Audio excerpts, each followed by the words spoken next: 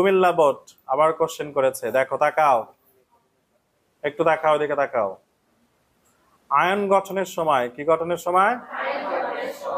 Ion গঠন যখন করে তখন সবাই তো চায় পার্শ্ববর্তী নিষ্ক্রিয় গ্যাসের মতো কি করতে। তাহলে এরকম প্রশ্ন আসলে তুমি চিন্তা করবা যে নিষ্ক্রিয় গ্যাসের মতো হবে, অন্য কারোর মতো হওয়ার সুযোগ নাই। ঠিক আছে কি? তাহলে এখন দেখো তো পটাশিয়াম কি বলছে, কোন মৌলের ইলেকট্রন বিন্যাস কি করে লাভ করে। তাহলে পটাশিয়ামের আশেপাশে যারা আছে সেটাই তো হবে, এটা একটা ধারণা। নতুবা ইলেকট্রন দিয়েও গণনা করতে পারবা। পটাশিয়ামের পারমাণবিক সংখ্যা কত বাবা? 19। পটাশিয়ামের পারমাণবিক সংখ্যা কত? 19। তাহলে এর ইলেকট্রন ত্যাগ করতে হবে কয়টা? একটা। একটা ত্যাগ করে পটাশিয়াম কি হয়? প্লাস।